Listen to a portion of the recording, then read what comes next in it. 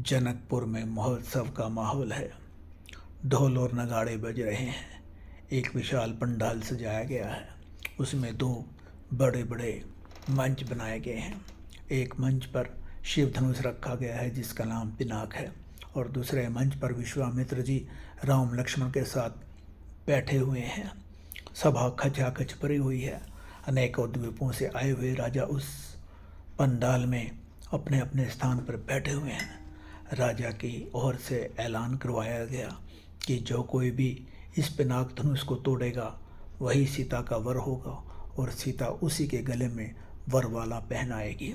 इतना सुनते ही द्वीपों से आए हुए राजा महाराजा अपने अपने स्थानों से खड़े हुए और उस मंच की ओर आगे बढ़ने लगे जहाँ वह पिनाक धनुष रखा हुआ था।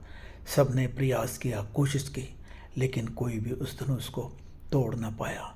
तोड़ना तो दूर की बात, तिल मात्र भी उसे हिला तक न पाया। सभी निराश होकर, मुंह लटकाकर, सर झुकाकर अपने अपने स्थान पर जा बैठे। रावण भी उस सभा में था, बाणासुर भी था। उन्होंने भी प्रयास किया, लेकिन उन्होंने धनुष को निहारा लेकिन छुआ नहीं, और वह चुपचाप आकर अपने अपने स्थानों पर बैठ गए। राजा जनक यह सब दृश्य देख रहे थे, बहुत निराश हुए। निराशा में उन्हें कहा कि लगता है अब धरती वीरों से विहीन हो गई है। राजा जनक के ऐसे शब्दों को, ऐसे चुभने वाले शब्दों को सुनकर लक्ष्मण जी क्रोधित हो उठे और उन्होंने कहा, जहाँ रघुवंशी विराजमान हो, विशेषकर प्रभु राम, वहाँ ऐसे शब्द उच्चारण करना उचित नहीं है। राजा जनक के ये शब्द बहुत ही दुखदायी थे। विश्वामित्र जी बोले, उन्होंने लक्ष्मण की ओर इशारा किया और उन्होंने बैठने का आदेश दिया। लक्ष्मण जी गुरु जी की आज्ञा पाकर अपने स्थान पर बैठ गए।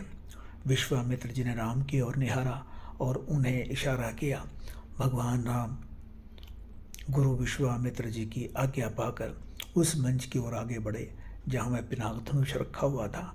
उन्होंने सभा की ओर निहारा और सबकी ओर देखा और फिर गुरु जी की ओर देखा।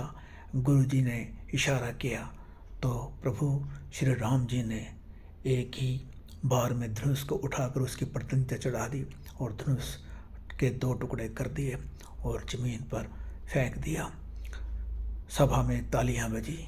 सीता जी ने वरमाला प्रभु राम के गले में डाल दी। राजा जनक बहुत खुश थे।